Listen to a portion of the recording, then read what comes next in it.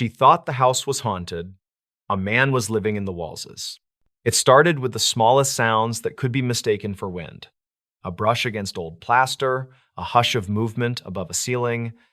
The house on North Sheridan Avenue in Tacoma had survived more winters than anyone on the block, and it spoke the way old houses do, with sighs in the joists and uneven breath in the vents.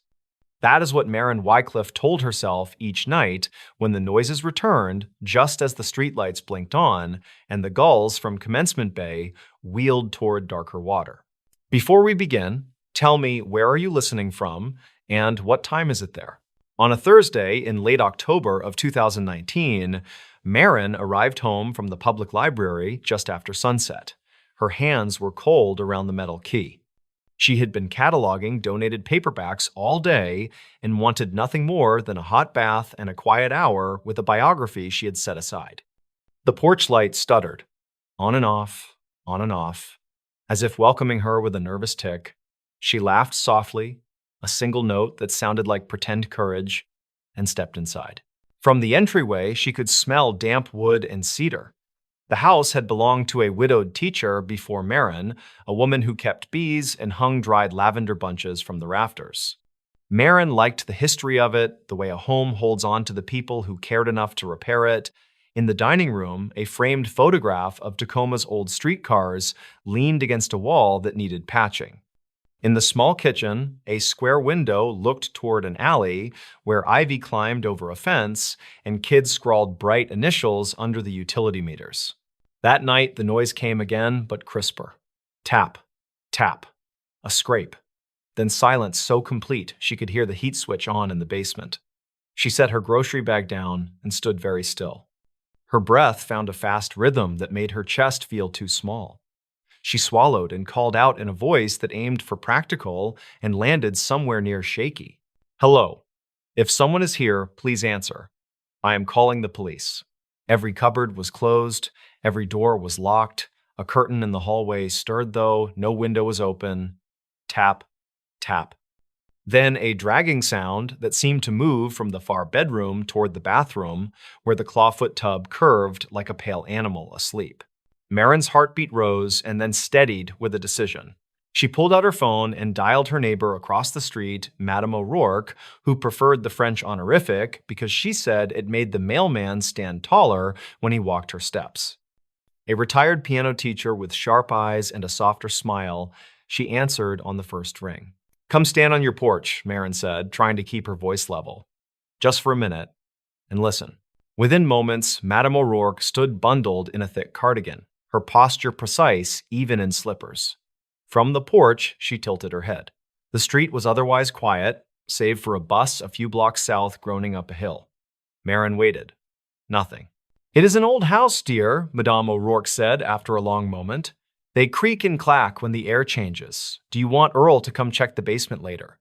Earl was her son, who sometimes mowed lawns and sometimes disappeared for weeks fishing on a friend's boat. Maren thanked her, said she would be fine, and went back inside with a heart that would not agree to calm. In the bathroom, she touched the glass of the medicine cabinet. A thin fog from the earlier shower blurred her reflection at the edges. She wiped it away, and out of habit, she adjusted the small latch that kept the mirror shut. The next morning, the latch was open. Maren stood very still and felt a small but ferocious chill start at the base of her neck and fan outward. She had closed it. She remembered the click. She remembered the surety of that tiny sound. She tested it again, and it held fast. She turned her head and listened. The house offered a distant sigh, as if in apology. Over the following week, more minor wrongness drifted into place. A jar of coins turned so the label faced the wall, a kitchen chair pulled half an inch from the table, a speckled mug moved from its hook to the counter, handle angled just so, as if someone had set it down thoughtfully and left for a reason not explained. Each time, Maren searched for proof of her own carelessness, a moment when she had been distracted and left something where it did not belong. Each time, her memory insisted she was not mistaken. The noises were worst just before dawn. She would wake to the quiet thrill of adrenaline and hold her breath until her lungs protested, and in that held breath, there would be the faintest whisper of movement behind the walls. On a wet Monday in early November of the same year, she brought home a new lock for the back door, one with a heavier bolt. She called a handyman named Llewellyn Pardee, a quiet man with a hummingbird tattoo that looked ready to dart off his wrist. He arrived smelling of rain and pine soap. He replaced the lock and checked the basement windows, crouching to inspect the small latches that most people ignored. He tested each one and announced that they were sound. He climbed the narrow stairwell and looked at the attic hatch. He tugged the string and peered up into shadow and dust. "No footprints in the dust," he said, "and no signs the hatch has been moved in a while." He glanced at Marin, kindly puzzled. "You say you hear it mostly overnight." "Mostly," she said. "And sometimes when I get home, like someone is listening for me." His eyebrows pulled together, a small corrugation of concern.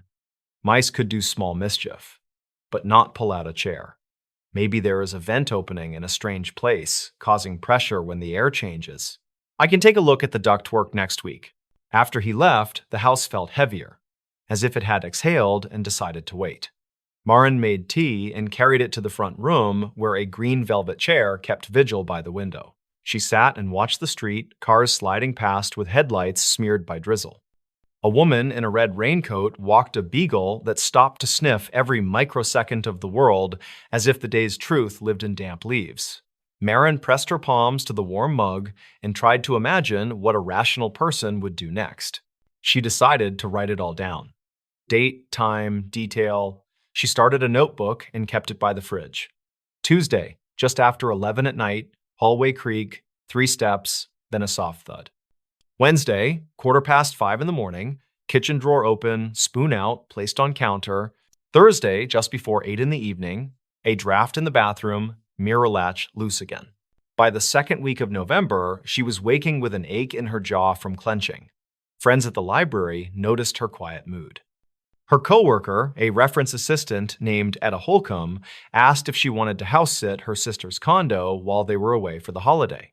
Marin considered it, then shook her head, slow and firm. Leaving would not answer the question of what was happening inside her own house. It would only stretch the fear across a different set of days and walls. On a wind-colder Friday, the answer began to show itself in a way so clumsy that it felt like a dare. Marin came home and found a single page torn from a magazine tucked under the living room rug. It was a recipe, the edges ragged from hurried hands, and it had been folded into quarters and pressed flat, as if someone had used their full weight to hide it quickly. The recipe was for cider brine chicken. A rectangle of tape clung to one side with lint and grit stuck to its edge. Her mouth dried as she stared. The room's corners seemed to lean toward her, a narrowing. The rug had not been moved since she first put it down in early autumn. She lifted the rug and looked for more, her hands shaking. Dust and a penny. Nothing else. She took the page to her neighbor. Madame O'Rourke pressed her lips together and made a small, dismayed sound. Maybe a draft lifted it from a stack and it floated right there, dear. Under the rug, Marin said. Tucked, then taped. I do not keep magazines like this. And I do not have tape in the living room. Madame O'Rourke's expression changed, the sturdy lines of her face tightening with alertness. Come back to my porch for a bit, she said. Let us think. She poured Marin tea that smelled of orange and clove and brought out a dish of shortbread, placing it on a crocheted mat with small daisies.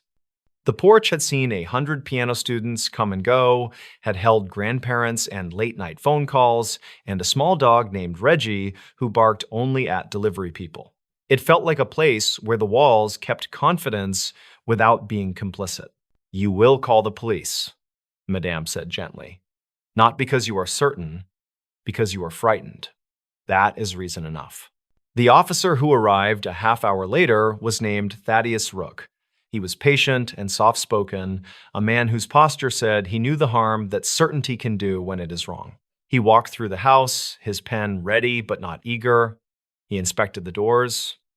He glanced at the open spoon drawer, at the notebook by the fridge with its careful notes, then at the single magazine page sealed in a plastic sandwich bag Marin found under the sink. Has anyone else had a key, Miss Wycliffe?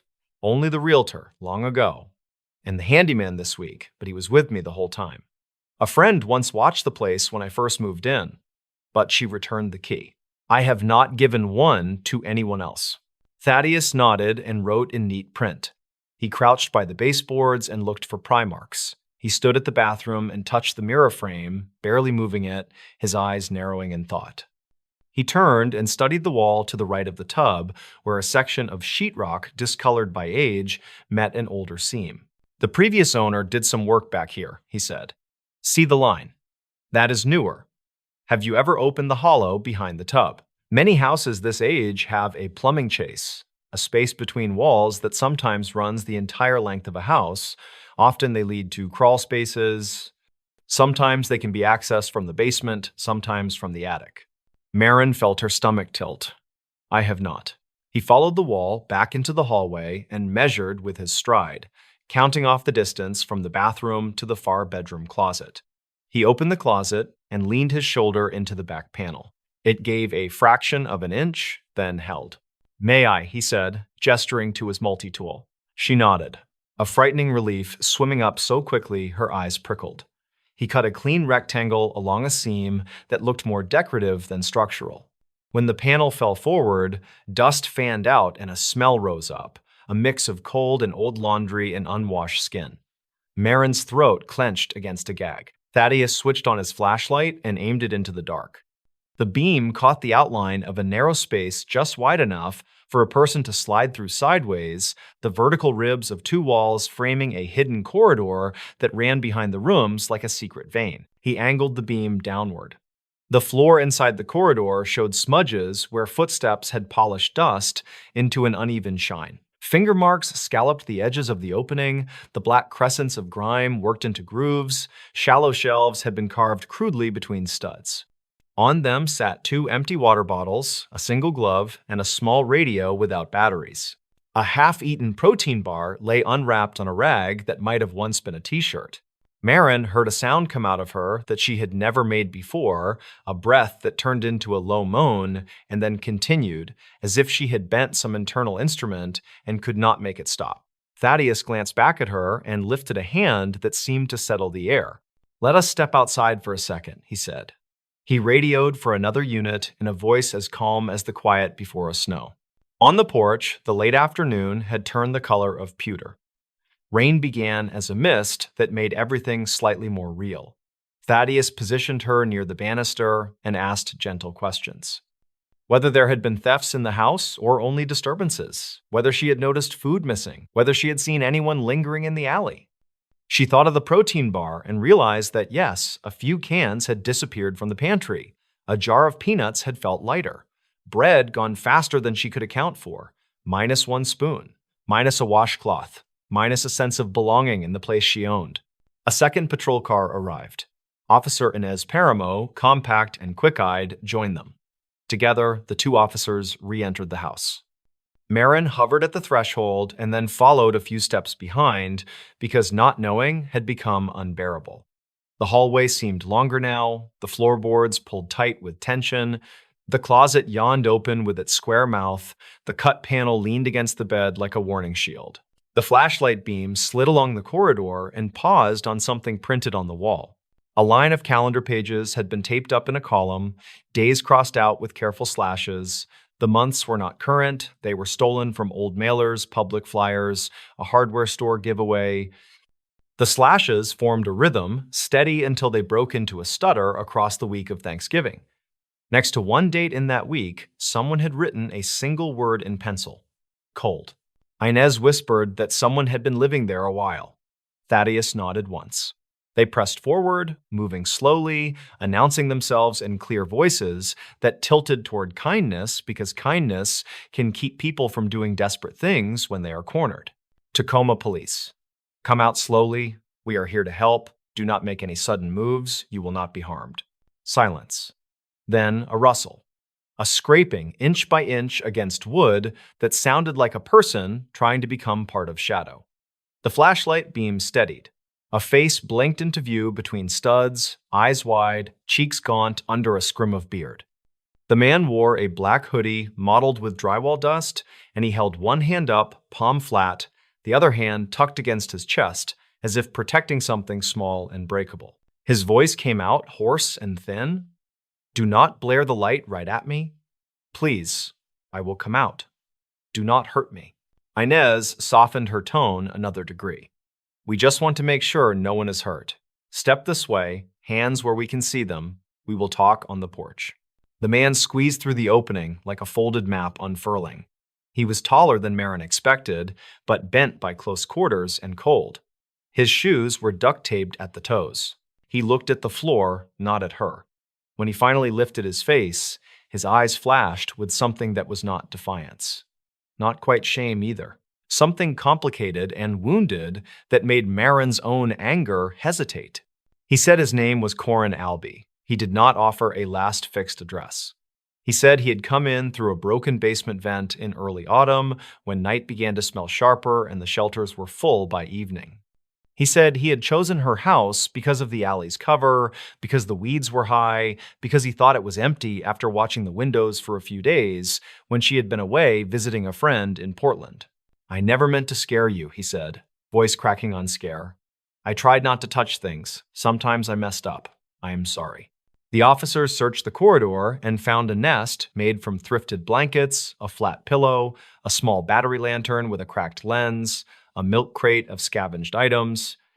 In the crate was a paperback from the very library where Marin worked, stamped withdrawn, a slim prayer book from a hospital chapel, 3 postcards bundled with a rubber band, a photo of a pale dog with a black ear.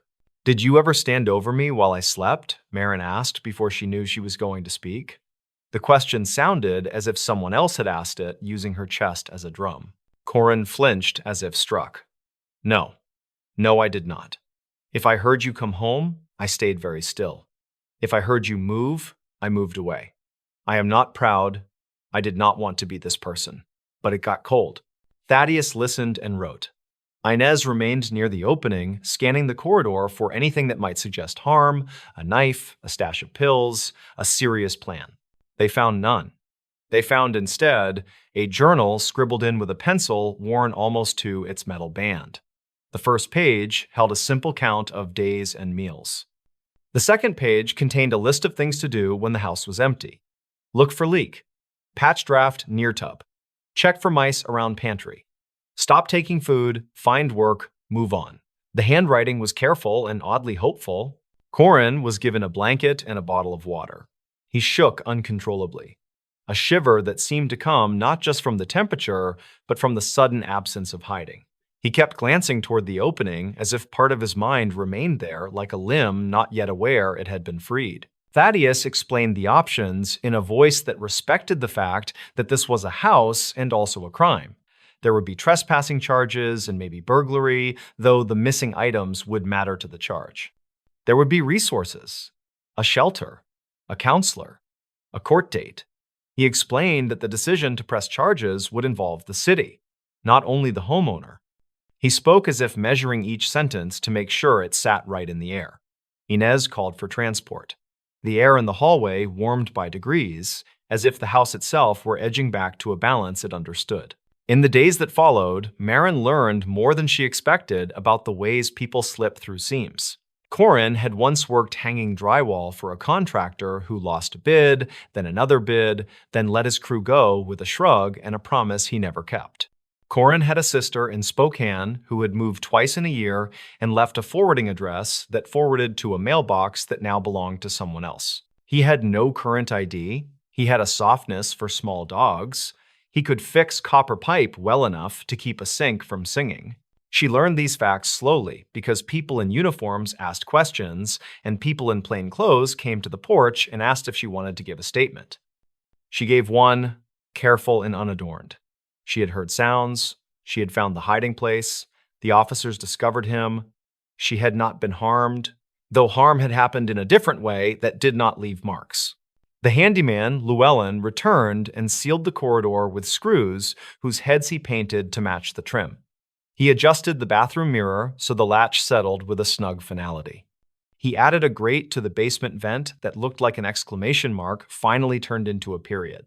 When he finished, he stood with her in the kitchen and poured coffee from a thermos he carried everywhere. The coffee tasted like one strong thing in a week of weak ones.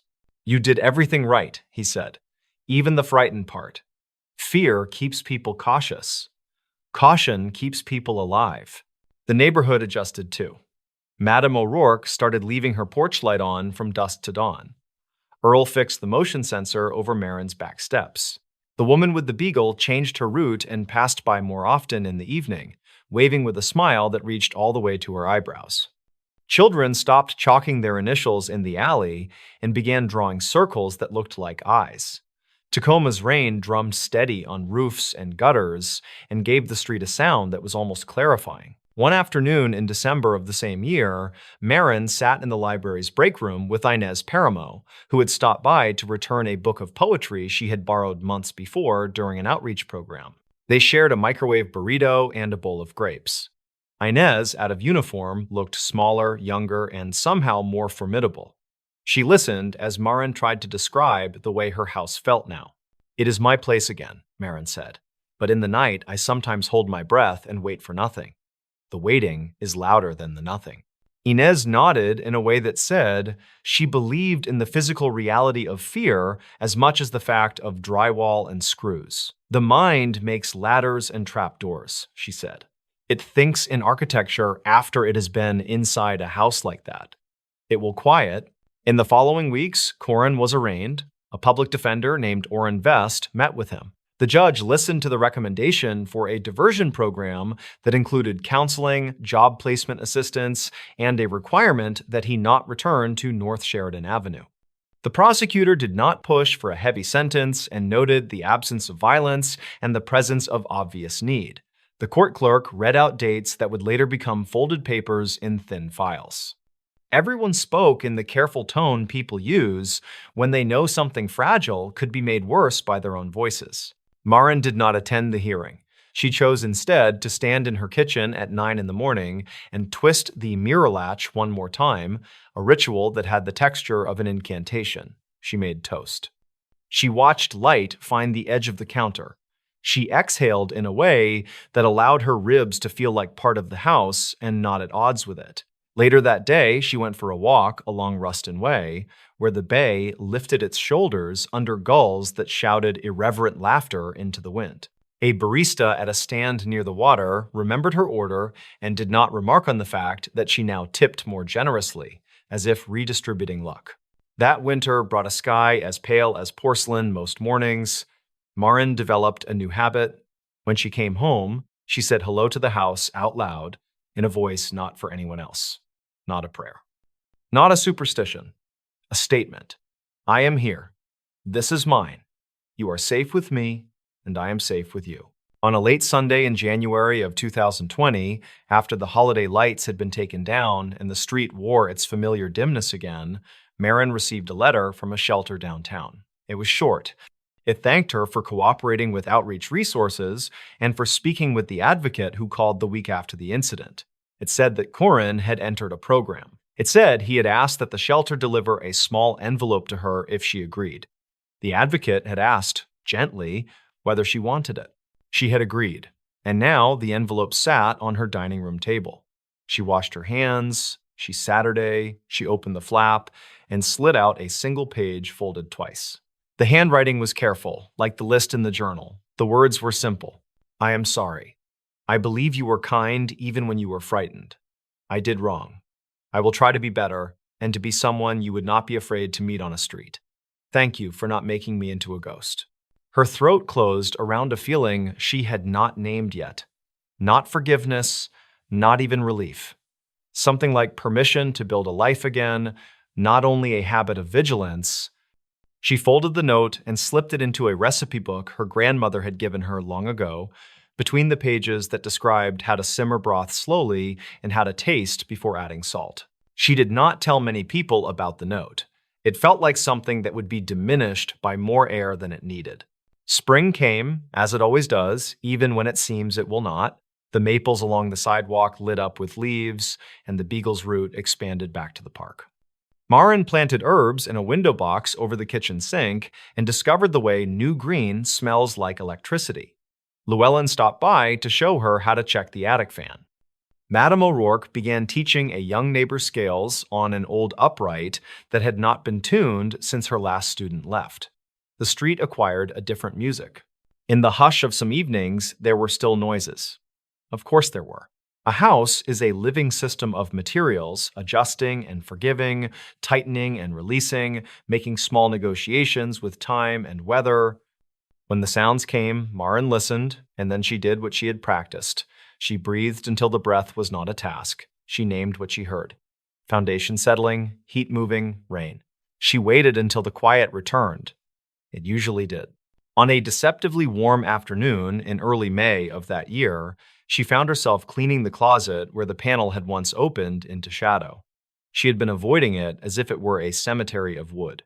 She pulled everything out, boxes and coats and a pair of shoes that had never quite fit. The back of the closet, patched now and painted over, looked unremarkable. She ran her palm over the new seam. It was smooth, almost too smooth for a house that had lived this long.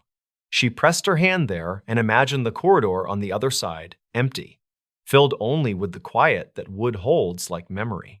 She set a small object on the shelf above, a round stone she had carried in her pocket since the winter. It was not a symbol intended for anyone else.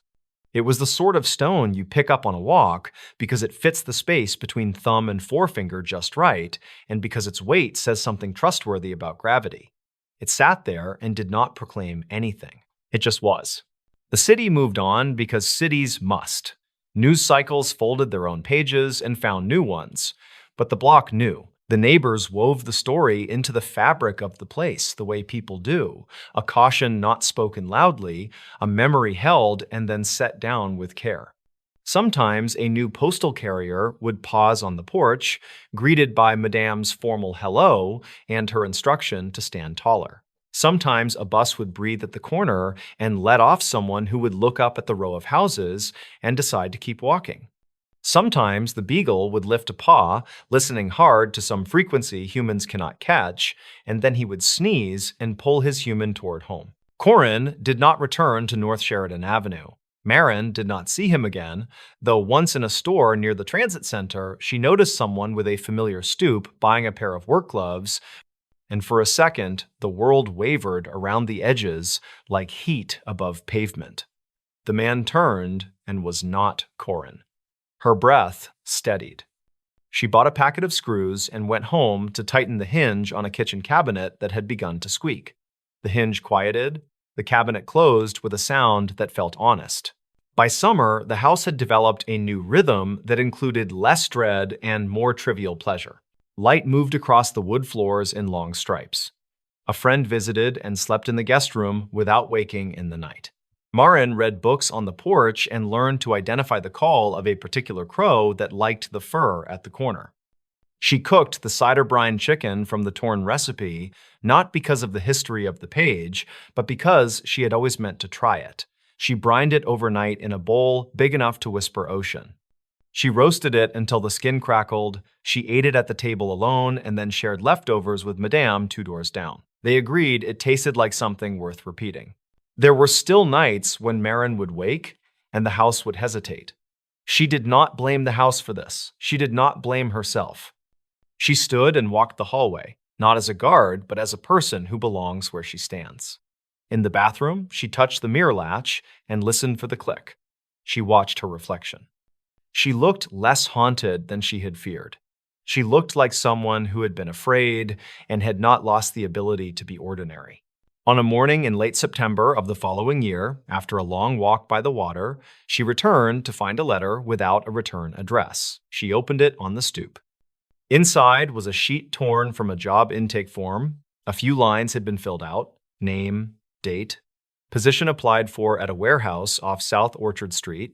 At the bottom, a small note: I have a place now, and a bed. No walls to hide in. Thank you for not turning me into a story that ends with a door slamming. She read it twice. She did not tell anyone. She slid the note into the same recipe book near the other one. She poured herself coffee and sat at the small table by the window and let the day cross its own threshold into being. Outside, the trolley of gulls scissored the sky. Someone down the block started a lawnmower. A bus breathed and then moved on. The house, in its ordinary way, gathered all these sounds and made them into a song that no one would dance to, but most people could live inside. He kept 3 girls captive for 10 years, and no one noticed. The story begins on a cool spring afternoon in Cleveland, Ohio, at a modest 2-story house on Seymour Avenue, not far from the lake where gulls wheel and cry. The porch railings are chipped, the blinds forever tilted, the front door almost always shut. Neighbors pass with grocery bags and stroller wheels clicking over cracked concrete. Music sometimes drifts from inside. A radio tuned to oldies, a drum beat muffled by thick curtains.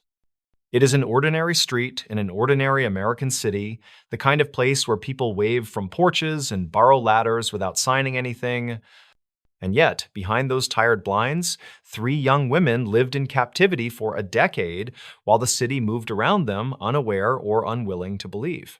Before we begin, tell me, where are you listening from? And what time is it there? Their names are Amanda Berry, Michelle Knight, and Georgina Gina DeJesus. They were taken in the early 2000s over the span of a few springs and summers that should have carried them into first jobs and first apartments.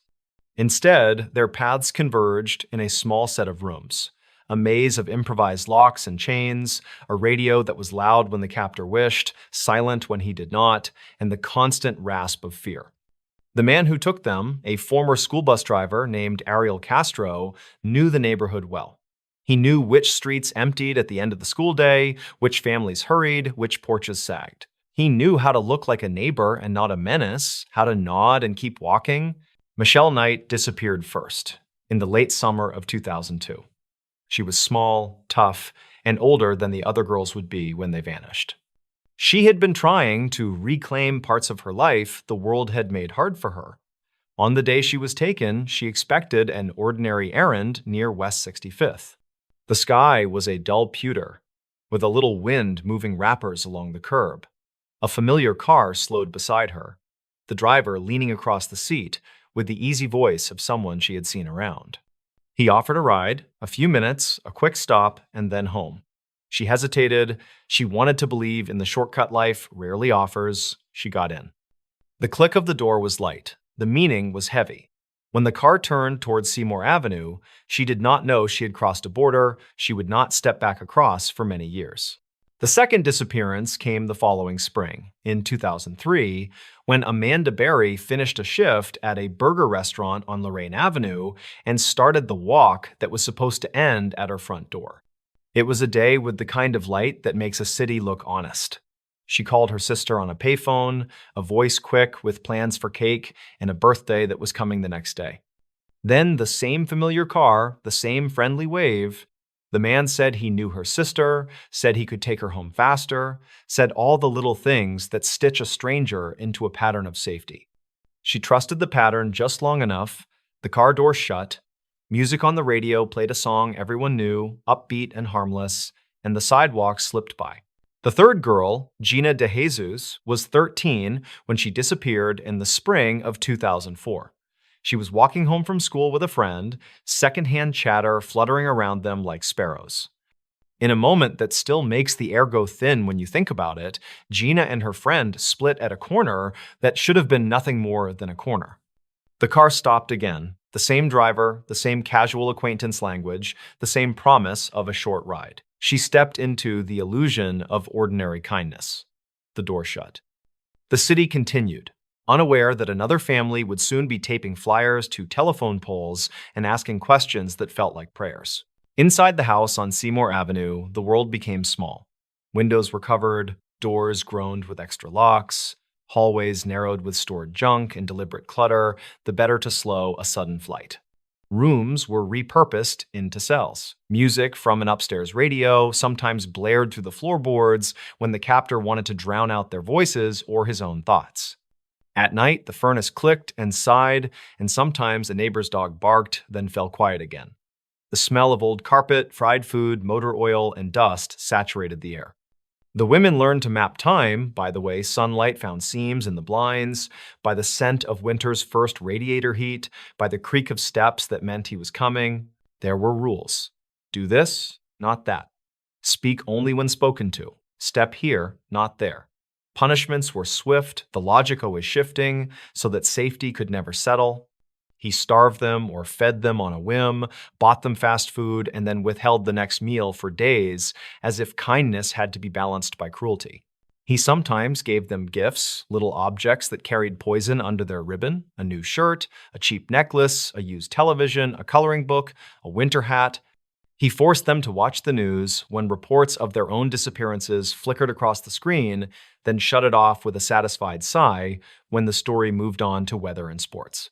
He called them by names he chose, wrote the rules, erased them, wrote them again. Families searched, flyers went up and came down in rain and snow and went up again. Candlelight vigils lit the fronts of stores and churches. Tips poured in, hot with hope, then cooled. Amanda's mother, whose determination could have bent steel, went on television, pleaded with anyone who might know anything to come forward. She died before her daughter came home. Gina's parents stood beside clergy and police, their voices steady even when their hands shook. Michelle's name did not make as many headlines. She had been pushed to the edges of the city's attention even before she vanished. But she was loved, and those who loved her kept asking. The seasons turned. Years became a dull loop. Police chased leads that turned to fog. Some neighbors noticed a boarded window and thought little of it. Others saw the man carrying heavy bags into the house at odd hours and shrugged because people carry strange burdens all the time. There were close calls. The front door stood open for a moment. The screen latched, but the spring weak.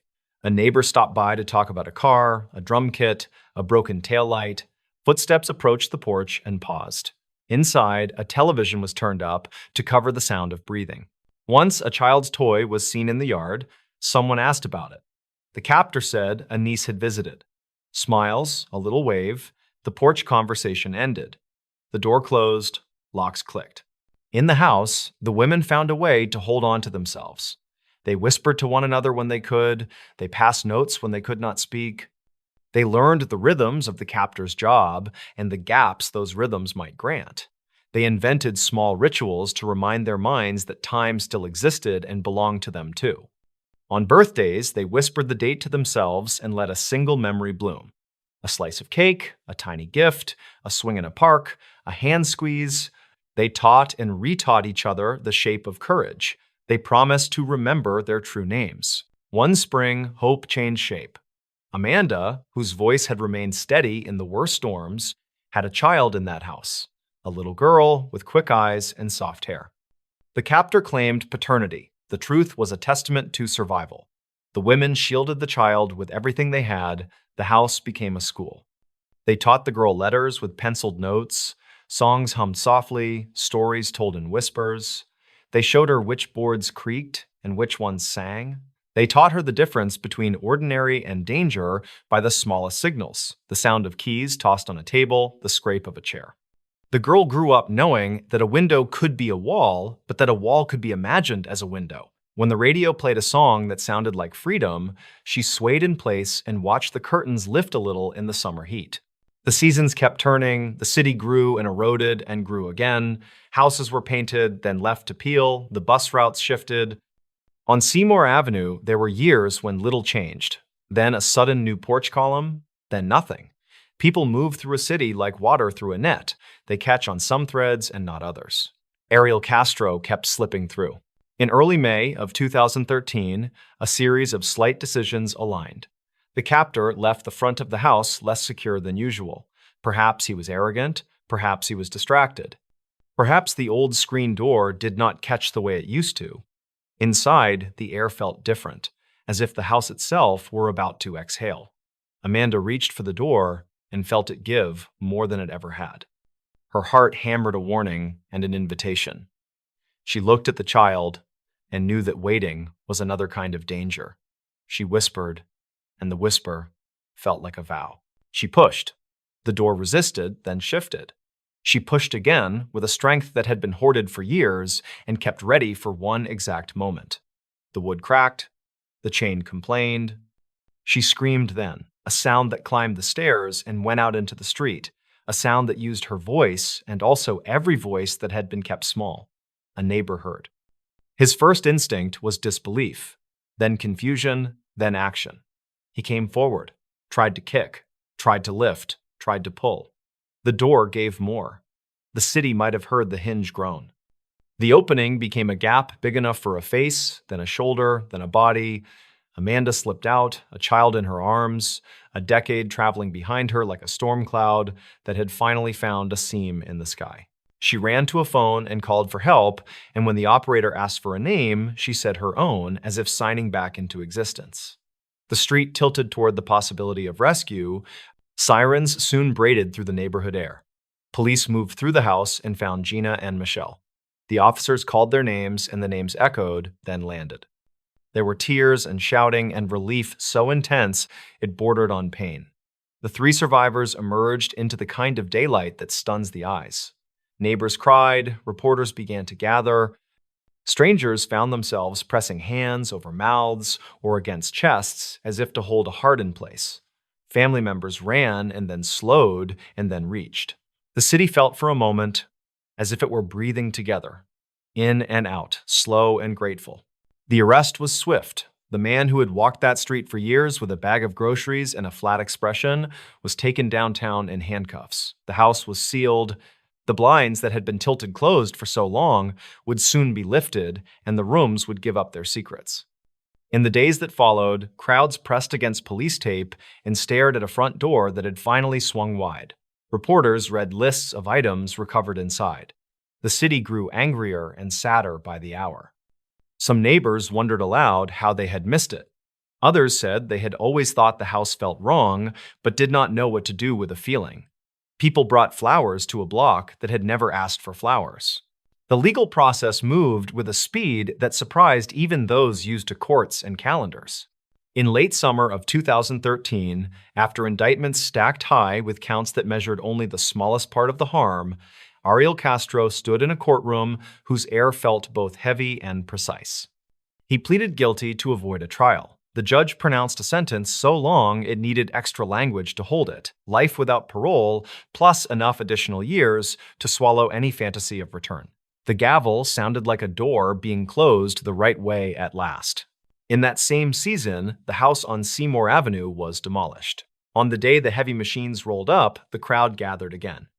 Some came to witness justice of a physical kind, the erasure of a building that had lived as a wound. Others came because they needed to see the structure end in order to believe the story had changed shape. The excavator's claw took the first bite, wood splintered, glass broke into small clean sounds, and the sun struck new angles where walls had stood. A neighbor signaled the start by handing Amanda a lever, and when she engaged the mechanism that began the teardown, she was applauded. Not because demolition is beautiful, but because it can be an act of mercy. Dust rose, then settled. In place of a prison, there was open air. In the months that followed, the survivors did what survivors do. They sought care, then quiet, then the exact mix of speaking and silence each of them needed. They wrote or waited to write. They went to appointments that measured health in numbers and in softer measures like sleep. They re-entered rooms where people said welcome and meant it. They showed extraordinary grace in the face of relentless attention and, inevitably, uneven compassion from a world that both aches for stories like this and sometimes consumes them too quickly. Michelle published a memoir and later another, her words sharp and generous, tracing the way a life can be rebuilt from the inside out. Gina and Amanda told their story together and then stewarded a foundation to help other families who wake in the night with the same terror they once endured. The little girl grew up in a different house where doors are doors. She learned that a street can hold both danger and rescue, and that the sound of sirens can mean help is coming. The city learned more slowly. People argued about what anyone should have noticed, whether a neighbor should have pushed harder against intuition, whether the small signs were small enough to excuse a collective failure. The arguments mattered. They also could not undo what had happened.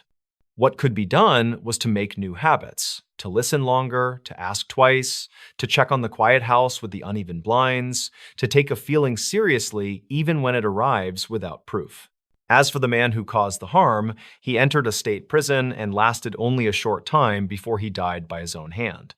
The story of that ending is not the story that matters most. The legal record closed. The moral record had been written already by a decade of suffering and resilience. The city did not hold a vigil for him. The women did not need to speak his name. Years later, the block on Seymour Avenue looks like many American blocks rebounding from hard times. There is a patch of grass where the house stood, and sometimes wind moves through it in a way that sounds almost like breath. Children pass on scooters, dogs tug at leashes. The mail carrier stops and jokes with a resident leaning on a railing that has been repainted. Life makes its small repairs. The neighbors know the story, newcomers learn it. The memory does not own the street, but it is part of its map. If you walk Cleveland in the late afternoon, when the sun climbs down the sides of buildings and the air smells faintly of iron and lake water, you might pass by and pause, not in morbid curiosity, but in respect.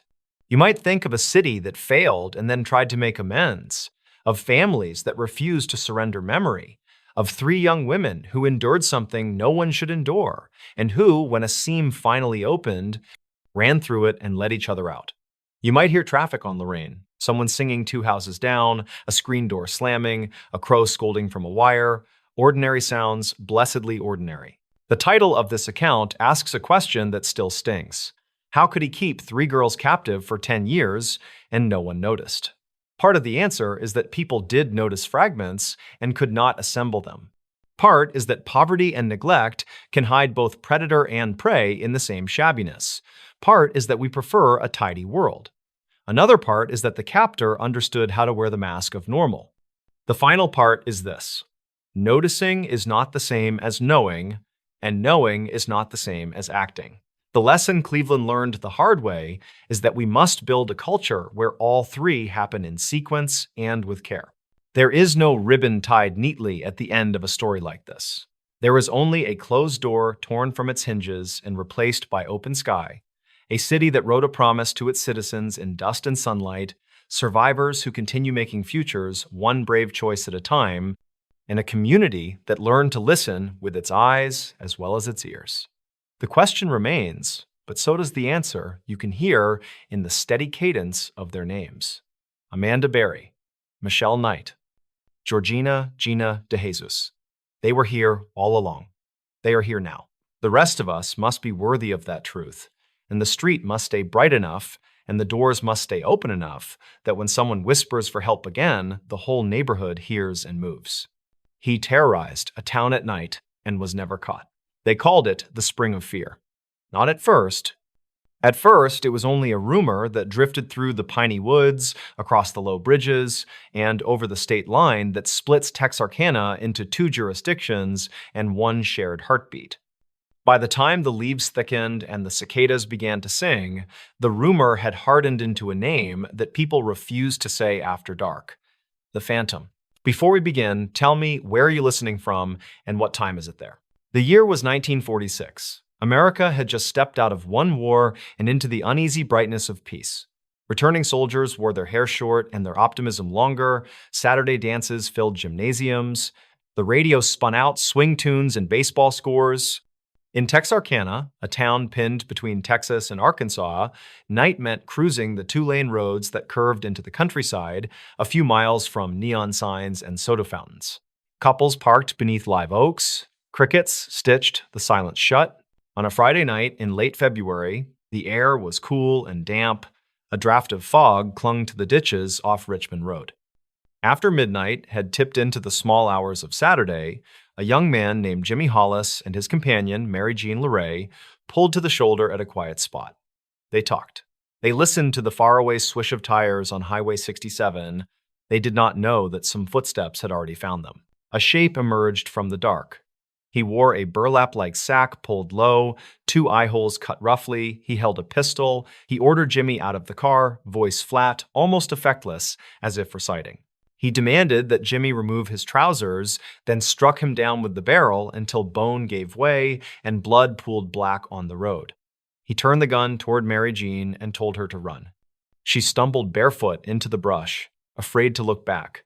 Branches lashing her calves, the smell of iron and earth filling her lungs. He caught her. He threatened. He dragged her to the road again. He toyed with terror like a cat with a trapped bird. And then, just as suddenly, he vanished into the dark. Jimmy survived, so did Mary Jean. The hospital lights were too bright for the stories they told, and the sheriff's men scribbled notes while the doctors stitched wounds and pressed ice to swelling. A masked man. A voice that did not rise or fall. Demands that made no sense, no fingerprints, no tire tracks that could be trusted on a road that carried half the county. Officers fanned out under the washed-out dawn, boots wet with dew. They found scuffs, a smear, a thread, nothing that stayed. The newspapers in Texarkana ran the story on Saturday evening. A masked assailant. A brutal beating. The words felt like a stray storm cloud that would blow away by Monday. But the cloud did not move. It grew. 4 weeks later, on a Sunday in late March, a motorist noticed a Ford coupe pulled off the gravel near a lover's lane west of town. The car doors hung open. Inside, blood soaked the seat.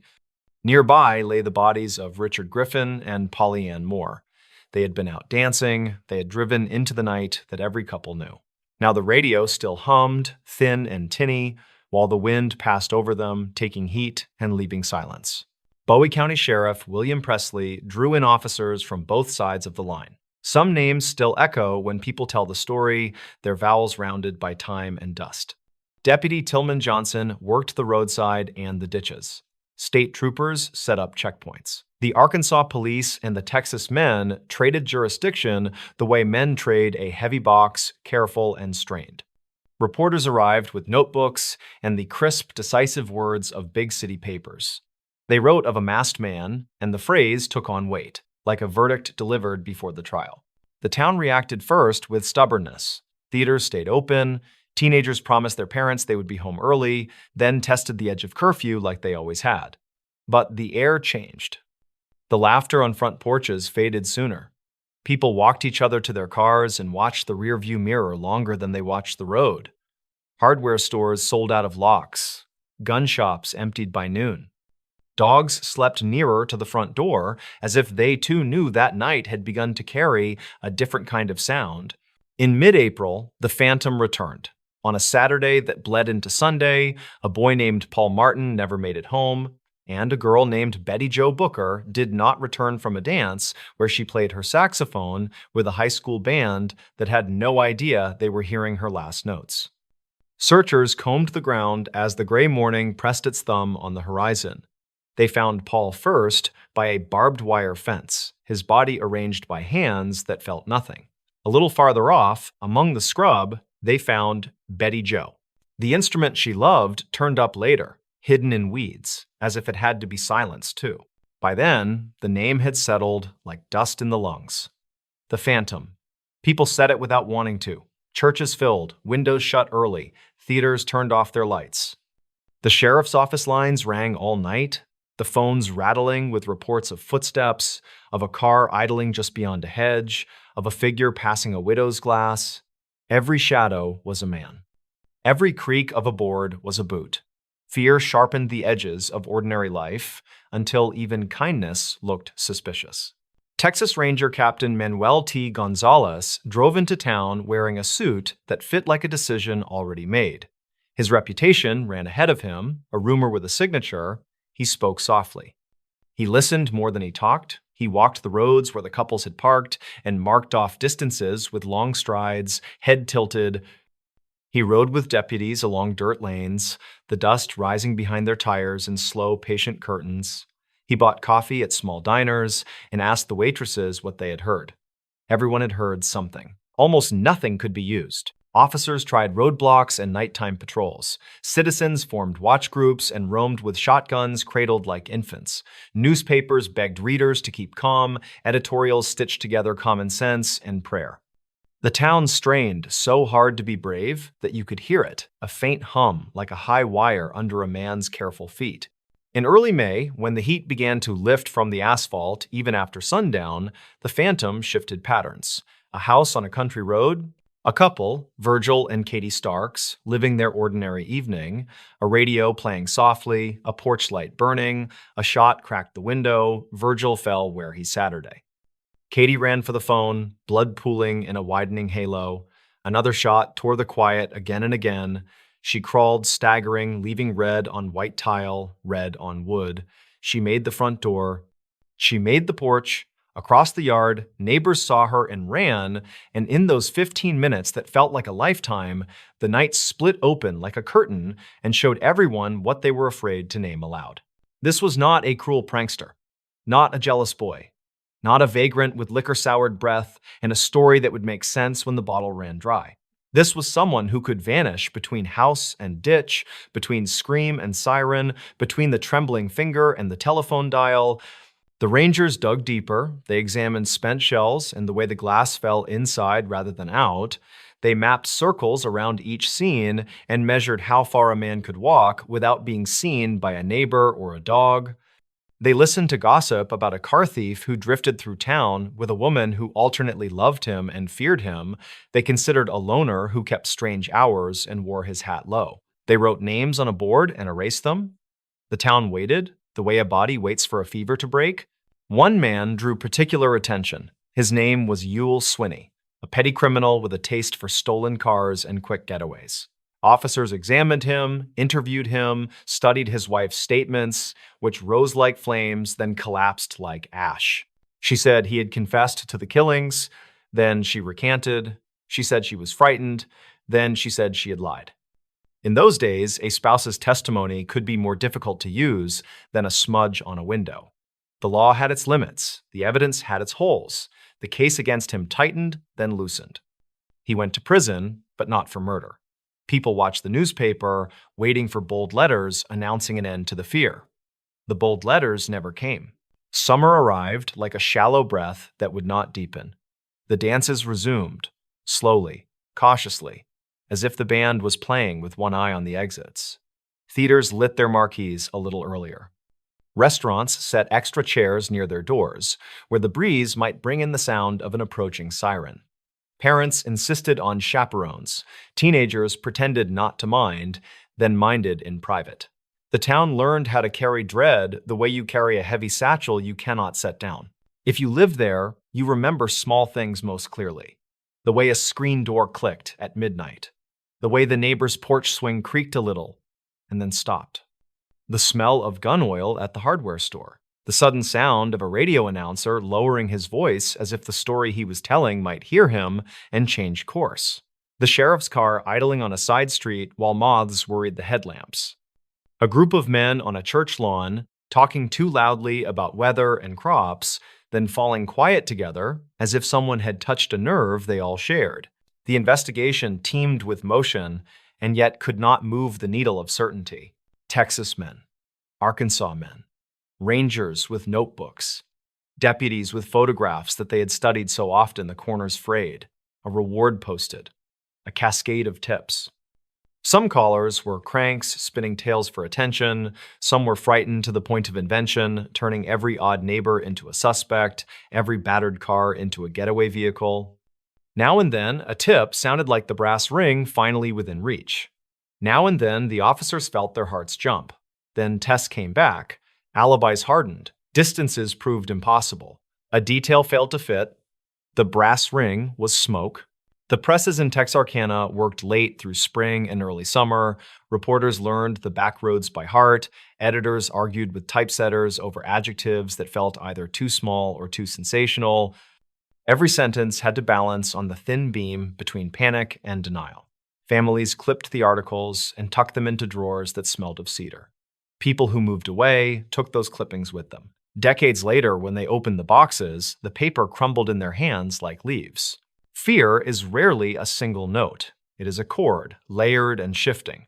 In Texarkana, it sounded like the uneasy harmony of routine and vigilance. A mother tying back her hair and counting the seconds until her daughter returned from a movie. A father checking the door for the third time, then the fourth. A high school boy practicing his excuses and his bravery in the same breath.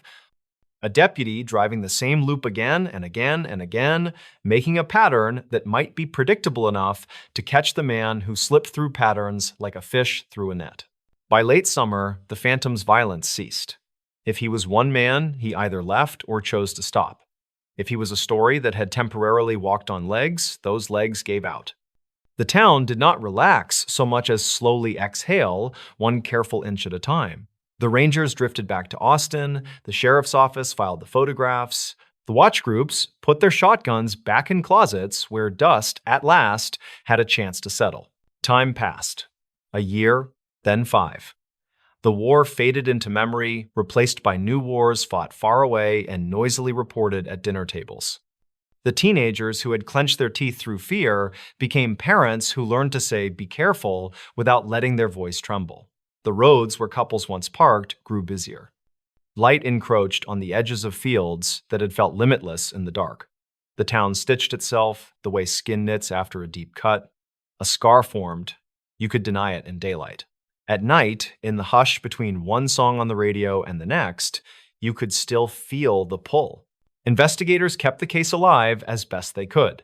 Years later, some officers looked back and insisted that the man had been among those first suspects. They said his name like a password to a club you did not want to join. Others argued that the case had never been one man at all. Copycats. A run of crimes linked by fear more firmly than by evidence. They reviewed the files, shaking their heads at the limits of mid-century forensics.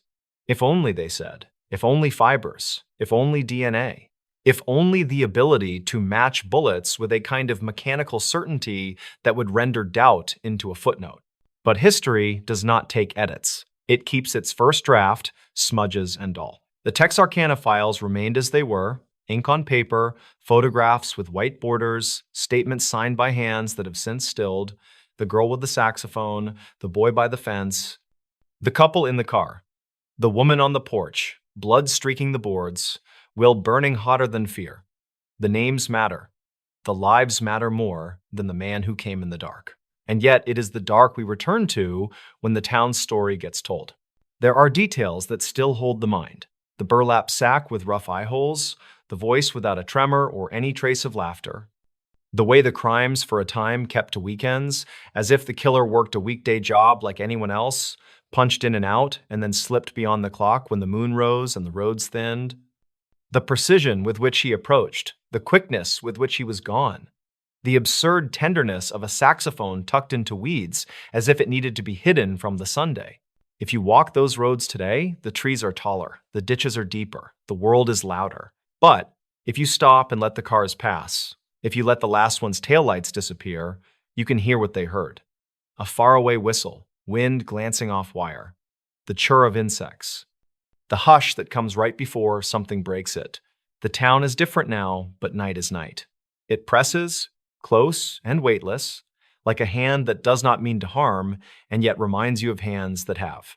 Some stories refuse endings. This one has a different kind. It has a stopping place, and the stopping place is not satisfaction. It is acceptance. Sheriff Presley's men did not find the killer. Captain Gonzalez and his rangers did not pull a single right thread and unravel the whole. The suspects named in confident whispers did not become perpetrators in the record. The phantom of Texarkana receded the way some storms recede, not because they resolve, but because the sky decides it has had enough. The families bore the weight, as families do. They marked birthdays that did not come. They kept rooms as they were, then finally changed them, slowly, one drawer at a time. They sat at kitchen tables with sunlight on their hands and chose to speak or chose to be quiet. Their grief did not seek the loudness of headlines. It lived in the stoop of shoulders and the softness of eyes and the way they greeted each other at church with a grip that lingered a second longer than manners required. And the town carried on. It learned that fear can be outrun only by living. Street lamps multiplied. Patrols changed routes. Citizens got better at calling in what they saw without letting imagination whip every shadow into a threat. Younger people moved in and learned the story as local history, not lived memory. Older people sighed and nodded. The river ran, the ball games were played, the neon signs winked on and off each evening, and had no opinion about the past. If there is a lesson, it is not a comfortable one. There are acts and actors that slip past the perimeter we build of locks and laws and vigilance. Some of them are caught, some are not. A community is not defined only by its worst nights. It is also defined by the mornings that follow, when doors open and people step onto porches and the smell of coffee floats out into air that feels, if not safe, then at least shared. Texarkana's spring of fear ended without a headline. The papers moved on, the rangers took on other cases. The sheriff's blotter returned to the ordinary rhythm of thefts and disputes and the occasional bar fight that ended with apologies poured over gravel. The victims did not return. That is the fact from which all the other facts must hang. And the man who took them did not stand in a courtroom and hear the verdict. That is the space into which the mind wanders when the house is quiet and the past leans close. Yet the town is not a wound. It is a place where people are born, fall in love, grow old. A place where a woman once crawled bleeding across a porch and found the strength to pull herself into the yard where neighbors were already running. A place where a girl played saxophone beneath gymnasium lights and made a roomful of people lift their eyes and grin. A place where a boy walked toward a car and was not alone when they finally found him, because from that moment on, no one told his story in the singular. She left a note saying, "Be right back," then she was gone. The paper scrap was half the size of a postcard, torn from the top of a spiral pad so that a thin fringe of white curls still clung to one edge. It sat beneath a ceramic magnet shaped like a gull on the refrigerator door of a rental cottage in Neskow, Oregon. In ordinary light, it would have been nothing, the sort of domestic scribble that comes and goes in a kitchen. In the early evening light of late summer, the message seemed to hum with meaning. Be right back. The person who wrote the words was named Maren Aldridge. She was 30 years old that summer, a museum registrar from Spokane who had driven to the coast for a long weekend with 2 friends, a thrifted ice chest, and a stack of folded maps that she refused to throw away even though everyone else trusted their phones. The year was written across a wall calendar in whaletail silhouettes and block letters at the cottage.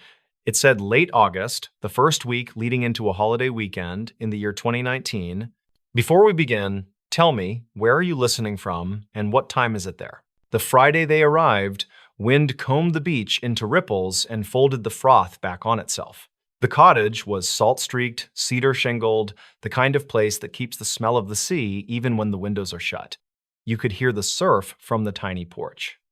When the 3 friends, Maren and a pair of college companions named Tala and Greer, unloaded their bags, they joked the gull magnet would be their butler and declared the calendar their house rules. Maren tucked her maps between the microwave and a jar of wooden spoons. She slid a small field notebook into her pocket, the same one she brought on hikes, to list birds she never got around to identifying. She wore a windbreaker, the color of beach grass, and a cheap digital watch with a face scratched until it clouded. They cooked late that first night, steam purling the kitchen window while onions went soft in a skillet. Laughter threaded across the room. Music low, a local station with a disc jockey who loved to say the tide numbers out loud like scores at the end of a game. When the 3 finally fell quiet, the cottage ticked and settled around them. Outside, a buoy clanged through the darkness. On Saturday morning, fog slept on the dunes. Greer left early to run south along the waterline and came back rosy with cold, reporting a scatter of sand dollars and a blue heron standing as if forgotten by the rest of the shore. In the late morning, after coffee, after toast burned once and the fire alarm chirped in protest, they drove inland to a farmer's market and a thrift store where Tala found a jacket old enough to be stylish again. Maren wandered the aisles with a small stack of postcards in her hand, reading the scrawled messages as if she might recognize a name. On one, someone had written, "The coast is a kind of cure." On another, "Tell Gwen the sea keeps secrets she does not need." She bought both and tucked them with the others.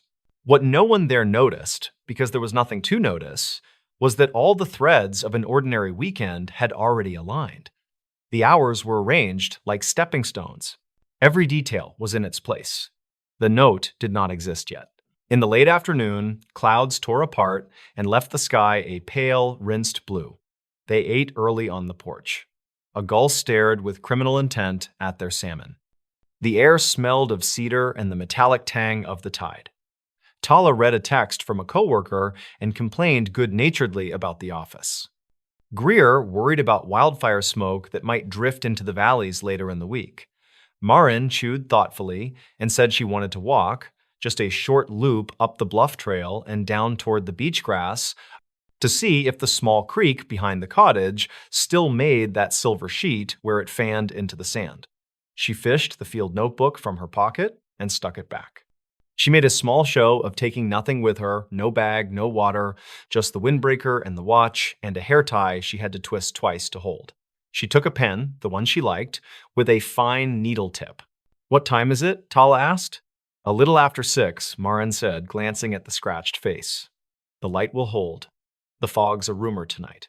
She stepped inside long enough to write the words, "Be right back," on the torn scrap and slip it beneath the gull magnet. Then, amused at herself for the ceremony of it, she said aloud to the empty kitchen, "I will." She could hear her friends on the porch laughing at something she had not caught. She closed the door gently, as if it were a sleeping child. The last image the two friends had of her was at the corner where the cottage path met the lane, her back a soft line of beachgrass green, her hair a loose plait dark against the jacket. She raised her hand in a small wave without turning around, then walked out of sight. The trail climbed into shade, Sitka spruce stitched the slope together, and the path, packed down by hikers and dogs, was wide enough for two abreast. At that hour, the day hikers were already gone. The air thinned and cooled in the trees. Somewhere above, crows heckled a hawk and went quiet. When the trail flattened and the canopy opened, the sound of the ocean returned, a steady breath taken in and out. Marin paused and looked across the low water to the headland, then took the right fork toward the bluff. She was not a risk-taker. She was the friend who made safe choices and brought spare socks. If a sign suggested caution, she obeyed. Her field notebook had neat, patient lines. She did not scribble, she printed. At about 6:30, down on the porch, Tala stood to clear the plates. She noticed the gull magnet and the note and said, "She is cute," as if affection could be pinned there with the paper. Greer said, "We should open a bottle and keep some for her," and leaned into the kitchen to set the corkscrew on the counter. The air cooled a degree. Somewhere straight out at sea, the buoy answered the hour. By 7, the color had drained from the grass, and the first of the evening chill slid down from the trees. Tala texted, "You good?" Greer texted a small wave. Neither of them felt any tug of dread. The note was a promise, and they respected people who say what they will do. At 7:15, a dog walker climbing from the beach saw a woman in a green jacket standing behind the low fence that marked the bluff's edge, and wrote later that she looked not worried but concentrated, like someone counting distant flashes. The dog paused, nosed something rank, and the walker tugged him on. At 7:30, a couple in the parking pullout at the top of the trailhead remembered a woman stepping down from the bluff path and touching the rail once with her palm as if it were warm. The couple argued in low voices about whether the coastal road was open to the south. The woman in green passed them and went inland toward the trees, or so they said later. The timestamps of their own photographs that evening placed them there at about 7:28. The phone chronicled the alibi in silence. At 7:40, the tide rolled itself close. At 7:55, Tala's second text made a sound that was too loud for the room. It hung there. By 8:15, they were standing in the lane with their hands shoved into their sleeves, looking toward the trailhead, telling each other the light would carry just a little longer. They tried to laugh. They said together, "Be right back," and both of them shook their heads at the symmetry. At 8:20, Greer walked up to the trailhead and went 100 yards under the trees, then returned. "I cannot see my own shoes," she said. Tala said, "She knows these paths." Greer said, "Not at night." They did not yet believe that anything was wrong. They believed in dead batteries and lost service. They believed in the way a friend's voice makes everything ordinary again the moment it returns. At 8:50, they called the non-emergency number for Tillamook County and were told to give it time. Adults on vacation leave for walks, adults change their minds, adults do not have curfews. The man on the phone suggested they go to the neighbor to ask if anyone had seen her pass. "Do not panic," he said, and you could hear in his tone that he believed he was offering comfort. Leave the porch light on for her, put a towel on the doorknob if she might come in wet so she does not drip the whole way down the hall. At 9:10, they were texting again, then calling, then standing in the lane, then sitting, then standing. The gull magnet held fast to its square of steel. The note did not move. Wind pressed it flat to the refrigerator like a hand.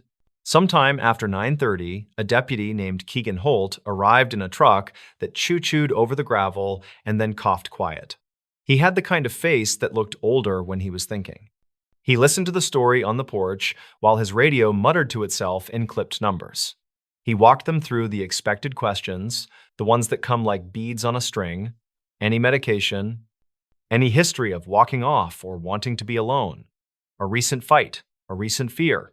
He asked to see the note. He looked at the gull magnet and the words and wrote in a small book of his own, printing with the same quiet patience Marin used when she labeled outgoing loans for the museum back home. When did you last see her?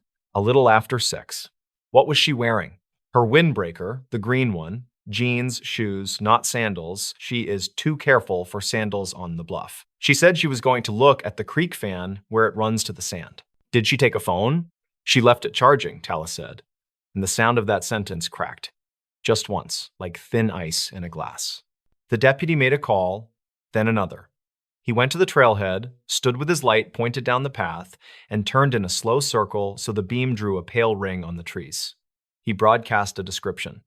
He asked a neighboring deputy to stop by the pullouts on the coastal road to flash a light over the rail where the bluff faced the sea. He opened the trunk for a flare kit and then closed it again without lighting anything. The radio said other deputies were on their way. The radio said to take care on the boardwalk near the marsh. The radio said the tide was still coming in for an hour. Just after 10, a volunteer with a search and rescue group pulled up, then 2 more. They unrolled a map on the hood of the truck and weighted the corners with flashlights. Greer said if she got turned around, she would not have gone far. Tala said she would follow water down. Keegan nodded, then asked gently whether Marin would ever leave on purpose. No warning, no forwarding address. The friends said no in a way that made the word a room. No, she does not do that. She is not someone who leaves the table without saying where she is going. The deputy wrote, then set his pen down. The wind picked up and worked the brown needles of the trees into a hiss like the beginning of rain. A rescue dog arrived with a handler and sat so neatly on the gravel beside the truck that Greer felt herself breathe for the first time in an hour. The dog's name stitched on his harness was Benson. The handler stroked his ear and spoke to him in the voice people reserve for children and conspiracies. Good work soon. A quiet job. Find our green jacket. After 11, the dog wandered the lane, then the trailhead, then the first switchback under the spruce. Benson snuffed at the fence post by the bluff and sneezed, then put his nose down again like a fisherman threading a line. He pulled toward the right fork and went up the bluff path, then circled back. He was undecided, or the wind had folded and unfolded the scent and laid it down twice. The handler signaled left, then right, then shrugged and let the dog choose. The beam of Keegan's light made coins on the wet leaves. The ocean scraped and breathed and scraped again. Around midnight, 2 more trucks idled with their lights low, and a slow ping went out to other searchers. Tala stood with her hands around a mug, so hot it made the bones in her fingers ache. Greer had the tight face of someone who has kept it together in front of strangers and will not let go yet. When Keegan asked again what Marin might have been thinking when she left the porch, Tala said, "She is the kind who writes letters she never sends, then tucks them between the pages of books," meaning she loved the idea of saying it right. Greer said, "She slows down when she sees a certain kind of sky. Will it help to know that?" Keegan wrote both things down not because they were likely to help, but because sometimes a sentence will be the one someone needs to read later. He knew from other nights that grief likes an archive. After 1 in the morning, fog came back as if it had gone just to fetch something it forgot. The dog made a new decision and walked the length of the fence along the bluff, then paused where the path bent into a shallow, sandy depression, the kind of place winter runoff liked to scribble. The handler knelt, lifted the dog's chin, and asked him. Then, Benson nosed a smudge of something on the rail. Keegan lifted his light and saw that a palm had touched there. Not a fall, not a slip, just a pause and a thought. He turned the light on the sand and found a lattice of small, delicate edges that might have been a shoe sole. They were not distinct enough to be forged into certainty. The sand rearranges its truths quickly. At 2, the tide turned and began to go out, exposing creek rock slick as pewter. The searchers followed the boardwalk near the marsh. They found nothing. They followed the creek down, where it lay itself into the sand and spread thin like tinfoil. They found nothing. Keegan radioed the Coast Guard station farther up the road and asked for a slow light sweep along the dark line of water. A boat's engine answered the sea with a low, steady punctuation. It placed a shape beside the noise and moved it, north to south, then back again. The note inside the cottage did not move. "Be right back" lay as it had been written, uncomplicated in its promise. Dawn came like a breath the house had been holding. The fog thinned. Birds threaded the trees with small, practical sounds. Tala texted Marin again, even though the phone sat charging 3 feet from her hand. The message went nowhere and said everything. Keegan gave them both a ride to the small station farther up the highway. The room smelled like coffee and paper towels. A woman at the counter offered a kind of silence that took effort to keep. "We will begin again," she said. "In a few hours. Fresh eyes, more feet." This happens, and sometimes the story ends with a door opening. Her voice was not false. It contained the memory of nights when the story had done exactly that. By late morning, flyers were printing in their thin gray lines. A reporter from a local paper stood just outside the station door with a notepad. He wrote cautiously, as if the act itself could be loud. He asked Tala what the note said. Tala said the words without looking down. He asked Greer for a photograph, and she scrolled her phone and found one from the market the previous afternoon. Marin holding a bouquet of dahlias that made the day look more vivid than it had been. The reporter thanked them and then went back to his car to write something that would be read by strangers over their morning coffee. He decided not to print the note's exact words because it felt like pressing too close to a window. In the afternoon, 2 women in rain jackets paused at the station door. They had been on the bluff the previous evening, they said. They had seen a woman whose jacket matched the description, but from a distance, and they could not be certain. They said she moved with purpose. They said she paused to look at the water as if reading it. They were sorry that they could not bring more. Keegan thanked them and wrote down the time they gave and the angle of the sun as they remembered it, which was useless and also not useless. That evening, as the light turned the undersides of the clouds to tarnish, the search widened. An inland team checked the logging roads. Another walked the beach north and south until their calves trembled at every dune. Someone found a hair tie the color of coffee near the base of a driftwood tangle and put it in an evidence bag with a label so fine it looked like stitching. Tala said it was the kind Marin bought in a jar, 22 a jar, and that she had 4 identical ones stuck on a doorknob at home. The deputy nodded and did not call it a clue. He let it be what it was, a small object that had belonged to a person and now belonged to the world. On Sunday, the first rumor arrived. A woman in a grocery store 10 miles inland said she recognized Marin and thought she bought trail mix and a map. The checkout clerk said no one bought paper maps anymore, not on a Sunday when the sun had come out after hiding. A man at a gas station glanced at the flyer and said he saw a woman in a green jacket get into a gray sedan. He said this without a time attached, and he said it with the obvious desire to be helpful, and that made the details softer around the edges. The deputy wrote it down and moved on to the next thing, which was a split rail near the end of the bluff fence where one nail had backed itself halfway out. He pressed the wood, and it gave a little. He pushed it back, and it held. On Monday morning, when the tide was low enough to show the scar of the creek clearly, a pair of searchers waded in neoprene at the place where fresh water met salt. They walked slow, they walked together. They found nothing that had not been on the beach the day before. The buoy out at sea counted the hours, the gull magnet in the kitchen held steady. It was the most faithful witness the cottage had.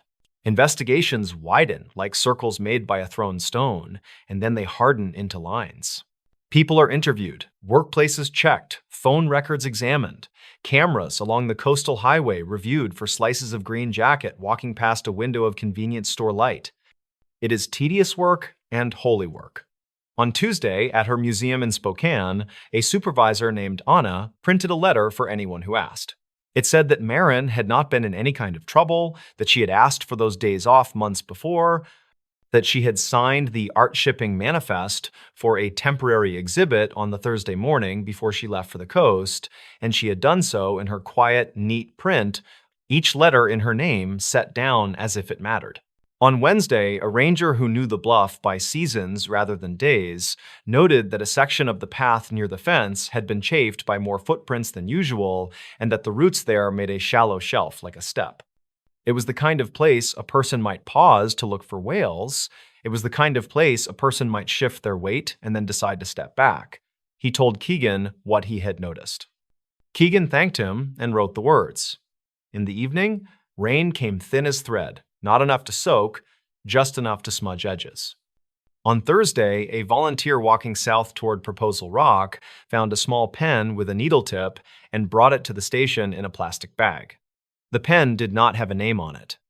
It was the kind Marin used because it made her print narrow and sharp.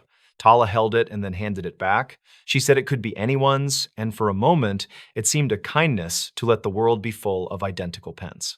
A week later, the flyers were taped and retaped, their corners curly as the fringe on the torn scrap in the kitchen.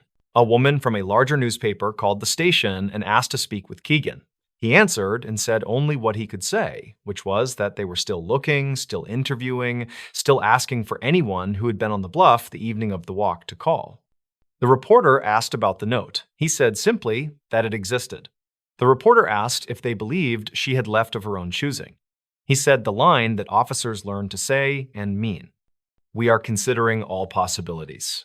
He meant, we are not closing any doors until a door closes itself. The door closed 2 weeks after the note. A fisherman working north of the headland saw color in the rack line that did not belong.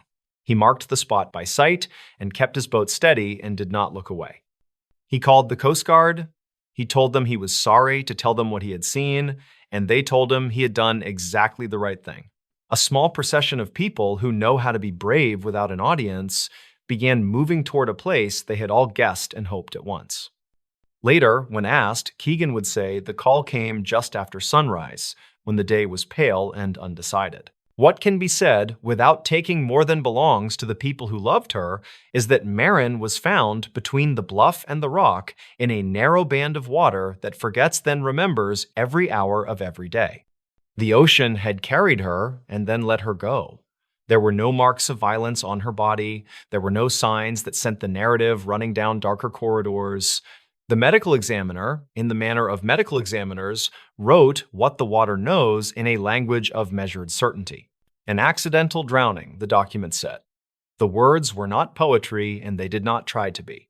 It is likely, based on the position and the time and what the ranger knew about the shallow shelf near the fence, that Marin stood where the view is best, where the headland swings out and the ocean widens.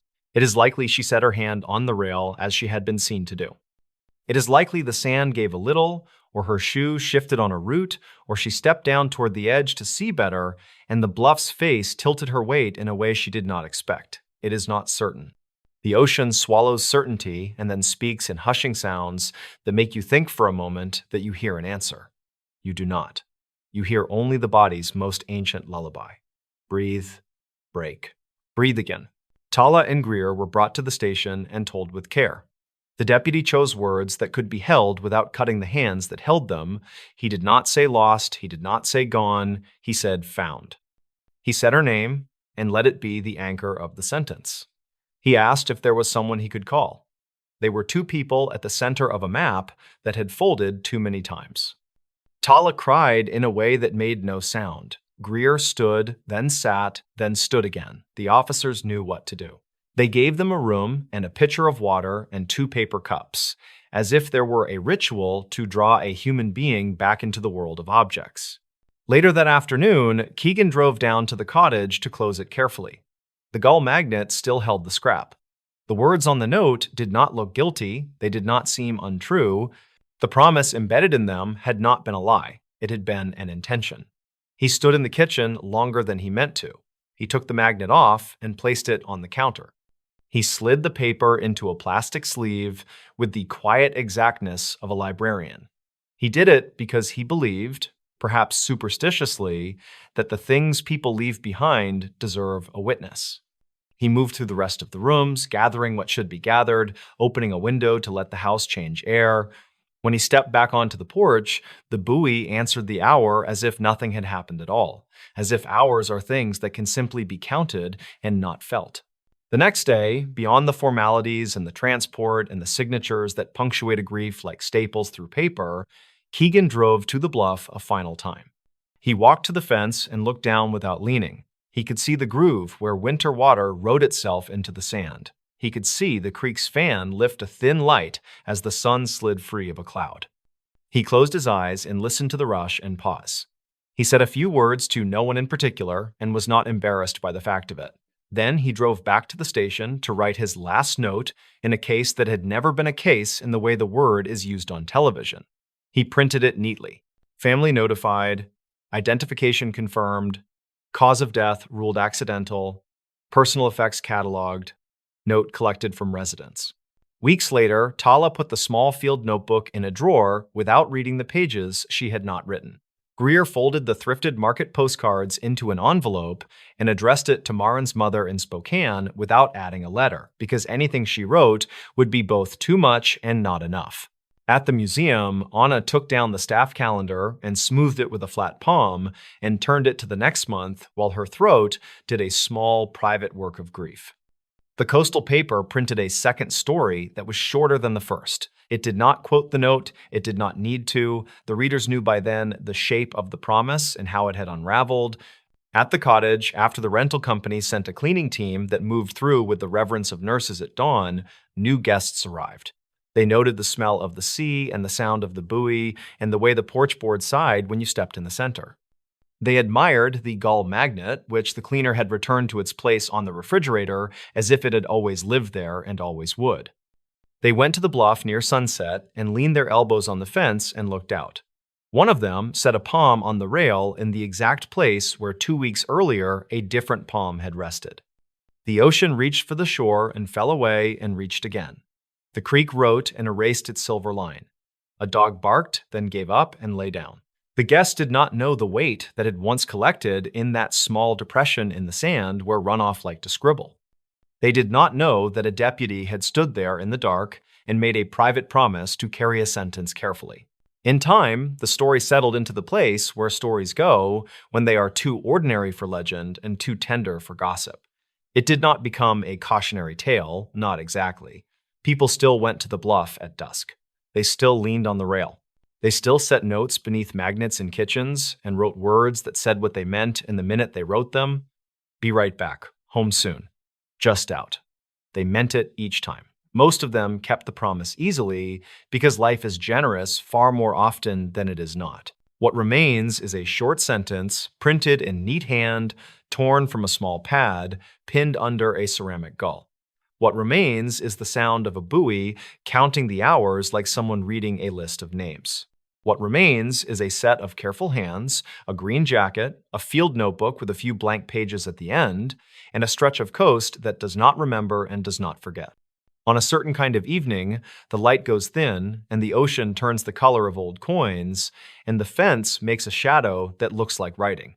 If you are there, and you lean your hand where she leaned hers, the rail will feel cool and unimportant. You will look out and think of everything you meant to do and say. You will understand, for a brief, exact moment, how a promise can be true and still not be kept. Then the hour will pass. The buoy will answer. The creek will spread its silver fan and fold it back again, and the note, snug under its small ceramic bird, will rest in its sleeve in a box in a room where the lights are soft and the labels are narrow and sure, held quietly for the people who need to know that the sentence existed, that it was written in good faith, and that it was not enough to overcome a step, a slip, the tilt of a bluff, the ordinary power of water, and the thin, unarguable law of gravity. There is no lesson the sea would admit. There is only the tide, an unhurried metronome. There is only a name spoken inside a room where the doors are shut and the windows are latched, and someone has turned off the overhead light. There is the sound of paper, thin and definite, sliding into its folder. There is the quiet the cottage keeps after everyone is gone and the porch boards breathe in the cooled air. There is the magnet, the gull, the square of steel. There is the sentence, faithful to its last. Be right back. Hey there, fans of the strange, dark, and mysterious. If you're into stories that make your skin crawl and keep you up at night, then buckle up, because this one's a doozy. Delivered in the style you love, true crime, wrapped in eerie details with a twist that'll leave you questioning everything. This is the story of the Forbidden House mystery. It's a tale from a quiet town in rural Ohio where something unspeakable happened in a house that locals swore was cursed. So let's dive in, but fair warning, you might want to leave the lights on for this one. Before we begin, tell me where are you listening from and what time is it there? Kidnapped at 11, found 18 years later in her kidnapper's backyard. On a cool morning in early June of 1991, in the pine-threaded quiet of South Lake Tahoe, an 11-year-old girl named JC Lee Dugard walked toward the corner where the yellow school bus usually chuffed to a stop. The light was thin and silver, the kind that makes even the road look like it has been polished overnight by wind. She wore a pink jacket against the mountain air, hugged her books to her chest, and listened to the hush of the neighborhood waking up. Somewhere, a screen door clicked. A dog barked once. A car turned the corner and slowed. Before we begin, tell me, where are you listening from? And what time is it there? It was the kind of car that looked ordinary until it did not. A gray sedan idling too close to the curb, its engine a low murmur. JC stood on the gravel's edge, biting her lip, pretending not to notice how the passenger window inched downward. The man in the driver's seat had the practiced smile of a stranger who has decided not to be a stranger. The woman beside him leaned forward just as the car crept parallel to the child. "Hi there," the man said, his voice casual, a beat too bright.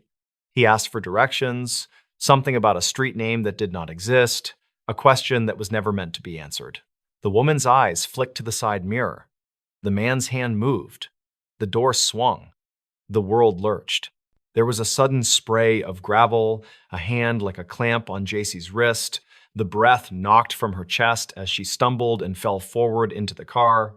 A stun tightened her limbs, and then a thudding, blank quiet, the smell of upholstery and cigarettes, and the sound of the door slamming like a verdict. The car rolled away, slow at first, then fast, the bus stop shrinking behind them, the road unspooling in a ruthless line.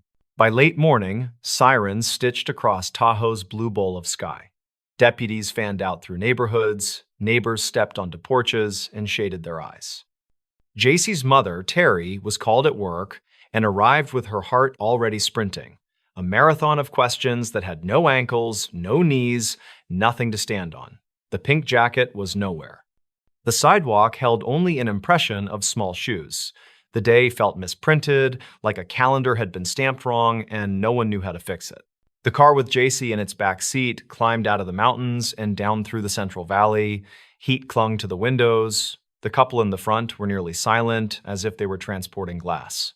They were Philip Garrido and his wife, Nancy, names that would become a kind of echo in the years ahead. Hours later, the sedan turned into the dull hush of an Antioch cul-de-sac, then down a driveway toward a nondescript single-story house at the end of a street that seemed to forget it was supposed to end somewhere. Beyond the fence, hidden from the view of neighbors and passers-by, stretched a backyard no one really saw. Behind the main house, across a patchwork of weeds and broken concrete, behind a second rattling fence and another gate, there was a maze of sheds, tarps, tents, and a soundproofed outbuilding. It was a place of blind corners and jury-rigged doors, a place constructed to confuse the sky. Philip led JC across the crunchy grass and into the hidden yard, through a gate that complained on its hinges, under a tarp that breathed in the breeze, and finally into a room that swallowed sound. The door shut, the dim light blinked. He told her she would be safe if she did as she was told. He told her this was temporary.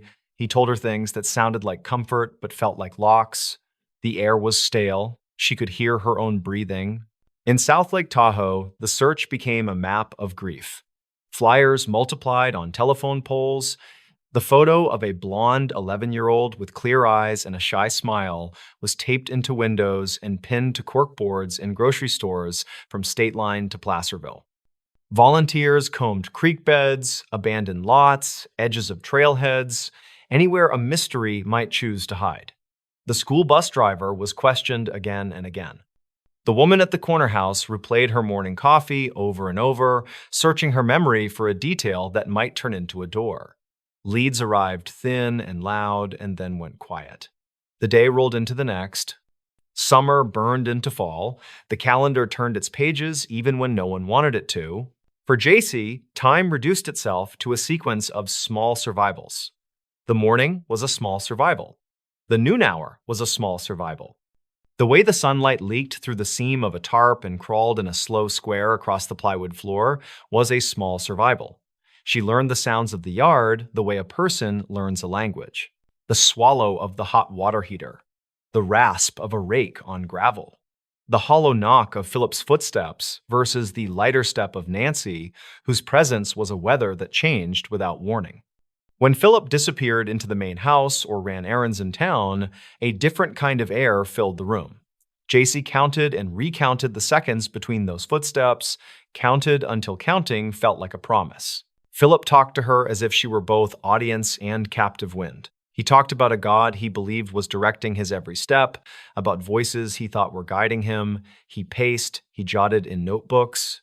He played music to the empty backyard as if the air needed to hear it. He told her he had changed. He told her she would help him become good. There were days when he made vows to invisible witnesses, vows that crumbled with the dusk, vows that got replaced by locks and instructions and threats. There were nights when the sky stretched over the backyard and pooled blue-black on the tarps, and there was no sound at all except crickets and the far hush of traffic on a road she could not see. In the outside world, Terry refused to let her daughter's name become a past tense. She stood at vigils where candlelight trembled in paper cups. She answered calls from strangers who whispered hints they could not verify, callers who insisted they had seen a girl who looked like JC in a grocery store aisle 3 counties away. She met with detectives, learned their careful language, felt the slow arithmetic of a cold case tug at the edges of her resolve. On the anniversaries, she brought flowers, she spoke into microphones, she stared down the collected lenses of TV cameras, and begged anyone listening to keep the phone lines open, to keep their eyes open, to keep hope stubborn and loud. Back in the Antioch backyard, seasons turned. The hidden yard baked in summer, each tarp a heat trap, the sheds simmering with the afternoon. In winter, rain drummed and pooled, leaked along seams, dampened the blankets until they carried the smell of wet canvas and mildew. Years were learned by the ways the light shifted through new tiers in the tarps. The world beyond the fence evolved like a rumor. JC grew older. She passed the birthdays by tracing the old one in her mind, then the next, then the next. The old clothes no longer fit. Her voice adjusted to itself. She learned to keep part of herself folded away like a note no one else would read. When she was a young teenager, the backyard arrangement metastasized. There were more structures, more wires, more pathways that led nowhere. Philip built a tiny improvised world that operated by rules only he understood. A world that pretended to be order but smelled like fear. He spoke of redemption and then demanded obedience. He prayed out loud and then reset the locks. He promised daylight and then designed new shadows. In time, 2 small girls were born in that backyard. JC learned to mother inside a space that had no horizon, learned to make games from what she could reach, learned to read the sky like a clock because the calendar felt like a rumor. Their laughter sounded startling and wild, like birds that had found their way into a cavern and decided to sing anyway. There were neighbors, of course, in Antioch, as there almost always are. They noticed oddities the way people notice them, with curiosity that thins into shrugs when there is no clean answer. A gate that stayed locked even on easy afternoons. A man who talked to himself and to no one in particular, who sometimes played music too loud and then apologized with a smile that looked like a paper cut. Calls were made once, twice, the kind of calls that fall into a bureaucratic maze and come out the other side with a note. Life went on, mail was delivered, lawns were mowed and not mowed, people waved and then went inside. Years layered themselves one upon another until the backyard felt like a country where clocks were merely decorations. Yet, on a late August day in 2009, inside the leafy calm of the University of California's Berkeley campus, something finally tilted. Philip arrived with the 2 girls, now school age, leading them as if he were their guardian, which he was not, and yet in that moment, he played the part with a confidence that looked like certainty. He wanted a permit for an event that had the scrim of religious purpose. He spoke with an officer who listened longer than the man expected, and while listening, this officer noticed the girls' eyes and their insufficient answers, noticed how their words seemed borrowed, noticed the way Philip talked over truths that should have been simple. That thin thread of suspicion grew. The officer made a call, another campus officer leaned in. A parole agent, who had known Philip on paper and in scheduled visits, pulled those papers off the shelf and fanned them like a hand of suddenly dangerous cards. Someone asked Philip to come in. He returned to his hidden house, collected the women and the girls, and then drove back to the parole office as if the story he had told himself could stand up in the light. He believed in his invention. He believed in the labyrinth he had kept. He did not understand yet that the doors would open anyway. At the parole office, the light was sterile and equal, the kind that does not cave to performances. The conversations forked and turned. Names were offered and then corrected, then offered again. Simple questions were asked, and those simple questions made the room feel complicated. JC's heart was a runaway horse in that room. She had learned the art of caution to a degree most adults never have to consider, yet something in the air changed, something she could feel even as she clutched the hands of the two girls. A sympathetic voice coaxed, not a command, but a path. A detective stepped close, a woman with steady eyes and a tone built to be believed. Who are you? Not who he says you are. Not who you have been made to be.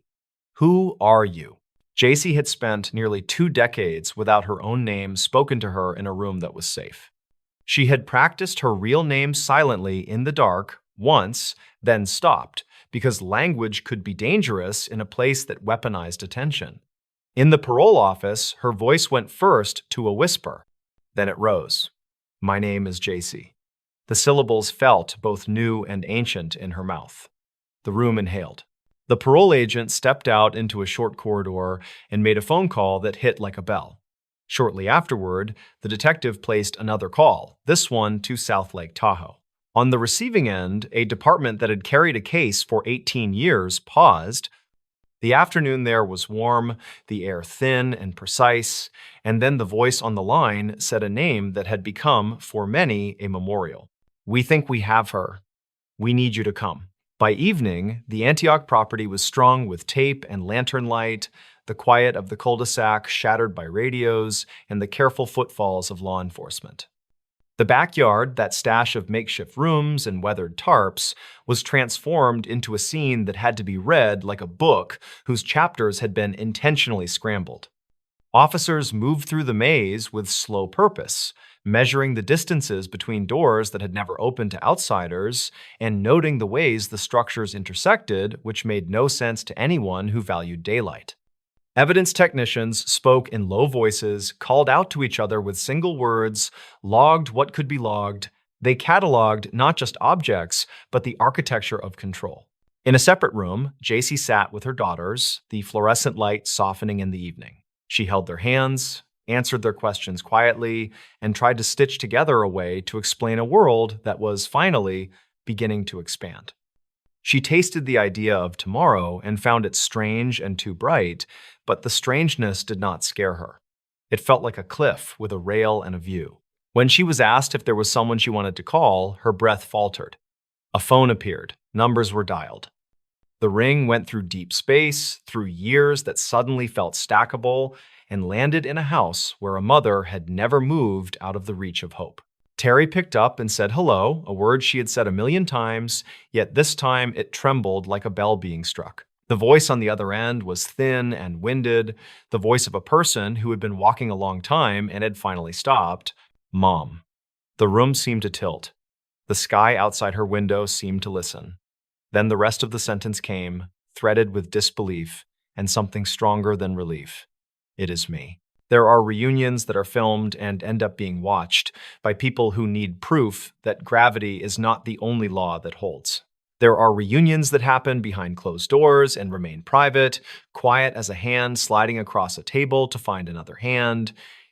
The reunion between JC and her mother was their own, edged by cameras and microphones, yes, but also protected by the choice to keep some sentences unrecorded.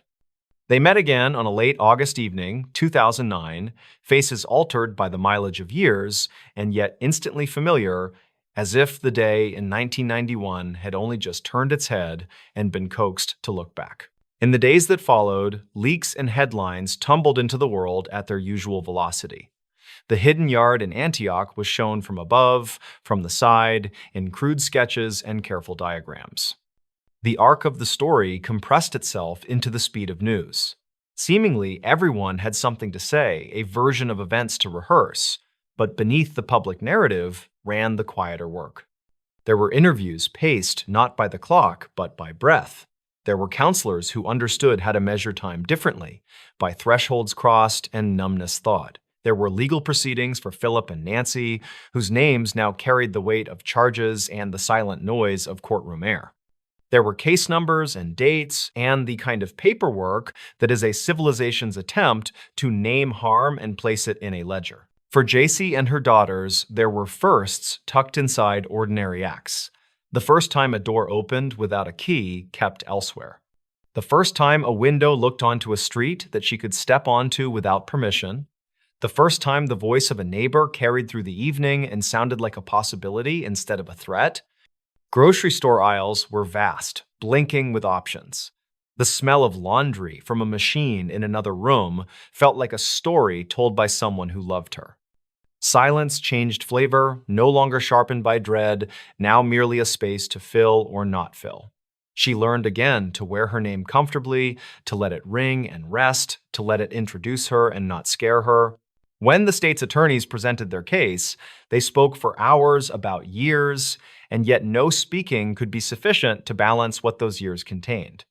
The law did what it could, which is never all of what is needed, and the court offered outcomes that felt both necessary and insufficient by design, because the past cannot be erased, only contained and named and held at a distance by offensive consequences. For the first time in nearly 2 decades, choices began to stack in front of JC like bright stones on a path. Some days she chose quiet.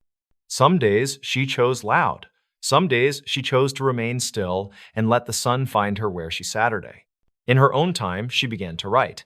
She found that language, when it is not being used to threaten or confuse, can become scaffolding. She wrote about mornings that made sense. She wrote about the night sounds she now loved. She wrote about the moment her name returned to her in a room that smelled like coffee and printer paper and relief. She wrote about love and how it had survived in a hidden place, stubborn as grass, finding the smallest crack in concrete and insisting on green. She wrote for herself first, then for her daughters, then for anyone who needed to know that the story did not end with a gate opening. The story continued into kitchens and parks and classrooms and quiet late nights in rooms where the walls were just walls and the doors were just doors. There is a photograph taken long after the late August day, when the world learned her name again. In it, the light is ordinary. The frame is sweet with nothingness. A table is set.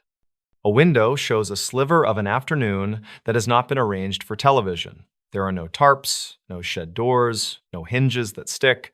The weight in the photo lives not in what is seen, but in what is missing. The backyard that had swallowed 18 years does not exist here. There is only the open fact of a life going forward, even if forward sometimes means a small step and then a pause, a breath, and then another step. If you listen closely to how such stories end, you will hear that they often refuse to click shut like a latch. Recovery is not a straight hallway, but a series of rooms that open into other rooms. Still, there are endings that feel right because they are honest about what was taken and clear about what remains possible. In this story, the ending is not triumph shouted from a rooftop, nor is it a curtain falling on a stage built entirely of sorrow. It is a closing that understands the magnitude of a morning in South Lake Tahoe and the vast courage it took to speak a name out loud 18 years later in a small office near Berkeley. It is a closing that sees a mother and a daughter standing together in the kind of sunlight that does not ask for anything in return. So the last image is quiet. A front door stands open to a world that is, finally, simply a world. In the distance, an ordinary bus exhales and moves on. A name is spoken, once, clearly, just to feel its shape. Then the door is gently closed, not in fear, not to hide, but with the calm assurance of someone who knows that inside is safe and outside is just a day unfolding. The latch settles, the house breathes. And the story, held steady by the people who refused to forget and by the person who survived, comes to rest without fanfare, complete in its own measured way.